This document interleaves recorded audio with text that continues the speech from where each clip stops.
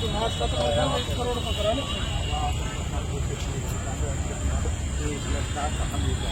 30,000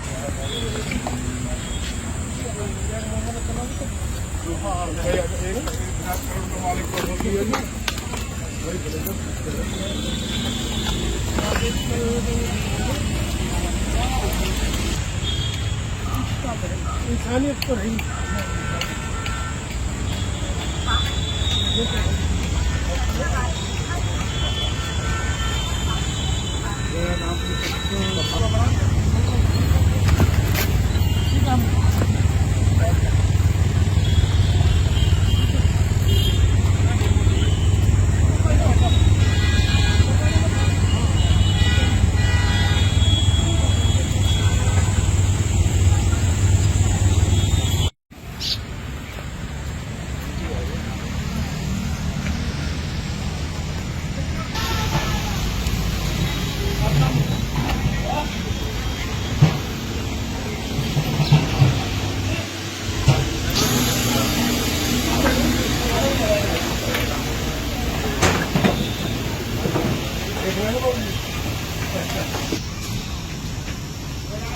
बहुत अन्याय करा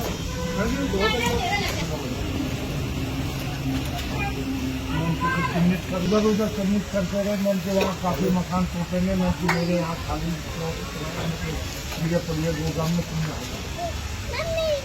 मेरा नुकसान हो गया। उन्होंने यहाँ के अंदर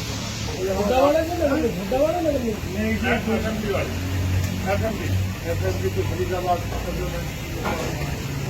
तो वो कहने लगे कि हमें वहाँ जगह दे छोड़ दिया ही मकान अपने आप वहाँ भी बोले तो वहाँ भी तोड़ दिया। 50 यहाँ है कि उसमें एसडीओ उसके बाद चलता रहा कि वो एक दिन डीसी साहब आए सारे डिपार्टमेंट, मैं उनके साथ मैं रोड से वहाँ पर ये सब दिखाएगा बोले तो कुछ नहीं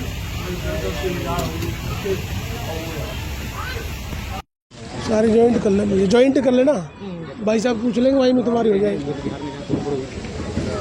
जैसे कुछ दिन कॉलोनी में पहुँचे हैं, बहुत ज़्यादा यहाँ मकानों को तोड़ा गया है, नाले के नाम पर तोड़ा गया है, क्या कहना चाहेंगे, क्या कार्रवाई लग रही है? देखिए ये बहुत पुरानी आबादी है और सन 80 के करीब से है ये, पहले 80 से, और यहाँ सैकड़ों मकान बने हुए हैं, बच्चे बड़े सब मिला के हज़ारों से ज़्यादा की आबादी है।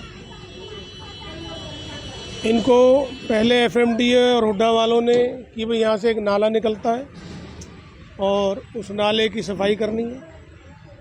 इन्होंने बेचारों ने स्वयं नाले के जितने 4 पॉइंट हैं वो जगह खाली कर दी, वहाँ मशीन आ जाए उसकी जगह भी खाली कर दी।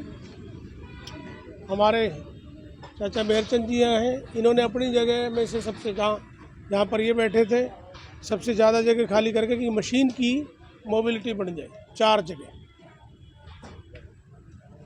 खुद इन्होंने खड़े होकर काम कराया, लेकिन बावजूद उसके बहुत बड़ा धोखा सरकार ने किया लोगों के साथ। नाले की सफाई के नाम पर मशीनरी और अमला ले आए और ये आप देख सकते हैं, आप देखिए कितने अमानवीय तरीके से इसको तोड़ा गया है। कोई नोटिस नहीं तो कानून ये कहता है कम से कम 15 दिन का पहले नोटिस दिया जाए, कोई नोटिस नहीं दिया गया इनको। दूसरी बात, बड़ी पोकलेन से इस तरह तोड़ा गया, इनके बर्तन भी दब गए, इनके खाने पीने की चीज़ें दब गई, कपड़े दब गए हैं, कॉपी किताब बच्चों के बस्ते दब गए हैं। मतलब गरीब आदमी का सामान इस मलबे के नीचे आप देख लो कुछ बच रहा होगा, और इन गरीबों को देख लो ये मजदूरी करते जाते हैं। एक तरफ सरकार कहती है, केंद्र की भी और हरियाणा की भी, भाई हम गरीबों के लिए काम कर रहे हैं, गरीबों को राशन भी देंगे, आवास भी देंगे, नौकरी भी देंगे, भत्ता भी देंगे, इलाज भी देंगे। लेकिन सबसे पहले गरीब को चाहिए छत, और छत उजाड़ देंगे। प्राइम मिनिस्टर कहते हैं, चीफ मिनिस्टर कहते हैं, लेकिन उनके आदेशों की अवहेलना क्यों फरीदाबाद में हुई, मैं ये जानना चाहता हूँ। इस कॉलोनी के तोड़ने के पीछे की असल राजनीति मैं यहाँ के जो नेता हैं बीजेपी के, सबसे ये पूछना चाहता हूँ, क्या उनके अंदर इंसानियत खत्म हो गई?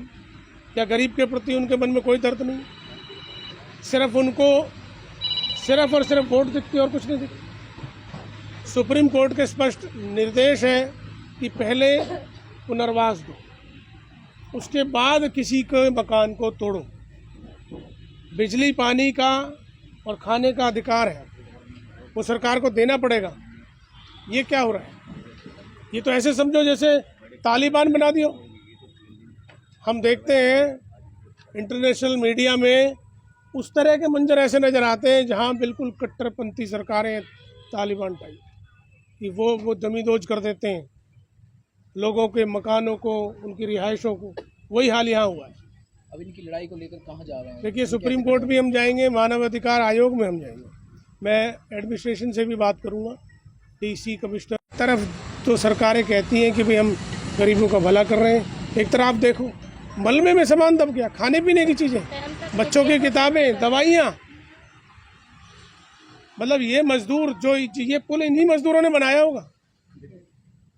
ये जितनी भी बिल्डिंग बन रही है इन मजदूरों की वजह से तो बन रही है, और इनको बदले में क्या मिल रहा है? झुग्गी मिल रही है और उसको भी तोड़ देते हैं। इससे ज़्यादा शर्मनाक कुछ नहीं हो सकता। इनकी लड़ाई हम लड़ेंगे, पूरे जोर से लड़ेंगे। मैंने सबसे कहा है, मैं उस दिन यहाँ नहीं था, मैं क्षमा चाहता हूँ सबसे, मैं उस दिन यहाँ नहीं था। मुझे बहुत पीड़ा है क्योंकि इन बस्तियों को हम नहीं बसवाया भाई, जब हमारी सरकार थी। क्यों? हमारा फर्ज बनता है कि गरीब आदमी को जब तक पुनर्वास ना हो रहने की जगह दी जाए। और हमारे टाइम में 10,000 से ज़्यादा, कांग्रेस के समय में 10,000 से ज़्यादा प्लॉट और फ्लैट फरीदाबाद में मिले हैं पुनर्वास की। 10,000 से रिकॉर्ड की बात। 13/3 और आपका इमादपुर के पास 36 गज आशियाना, तमाम बिल्डिंग, तमाम फ्लैट, तमाम प्लॉट दिए गए हैं ताकि गरीब लोगों को आशा न मिले। और हमने पहले भी कहा है, अब 11 साल से लगातार बीजेपी और हर जगह पहले खोरी तोड़फोड़ कर दी, जवाई कॉलोनी तोड़फोड़ कर दी। ऐसे ऐसे प्रतिनिधि यहाँ बन के आ रहे हैं इस फरीदाबाद से, जिनका जनता से कोई मतलब नहीं है। मशीन चोर हैं ये, मशीनों में वोटों की चोरी करते हैं, ठीक है जी। तो लेकिन मेरा आप सबसे भी कहना है कि भाई ऐसे लोगों के सामने जो आपके मकानों तक तोड़ देंगे, इससे ज़्यादा ये बिल्कुल दुर्दांत समझो, इन्हें डकैत है ये। मैंने नेता नहीं मानता, डकैत है। अगर ये नेता होते तो ये काम नहीं करते। नेता होते तो पहले आपके मकानों को बसवाते। अरे जिस दिन मकानों के लिए भागे गए सारे नेता मर गए, सब सो गए, कोई भी नहीं मिला। ये 11 साल हो गए। टाइम दे के भी तुड़वा हम दिए, इनसे दूसरे दिन ये हमारे धक्के मार मार के भगाते। इनकी सरकार से हम हमेशा कह रहे हैं कि भाई आपको कोई भी डेवलपमेंट के लिए, कोई काम के लिए कोई बस्ती हटानी है तो आप पहले से पुनर्वास दे दो। सरकार के पास फंड है, प्रावधान है इसका। इकोनॉमिक वीकर सेक्शन के लिए तमाम नियम है। बिल्डरों से तक ये पैसा लेते हैं, फंड लेते हैं, हर चीज़ के टैक्स में इसका सेस है। ऐसा नहीं है अपने घर से दे रहे हैं कोई ये नेता, जनता का ही पैसा है। लेकिन इनके खून के अंदर गद्दारी घुस गई है, ठीक है जी। बात करो ये झुग्गी की, मकान की, ये ले जाएंगे चीन और पाकिस्तान पे।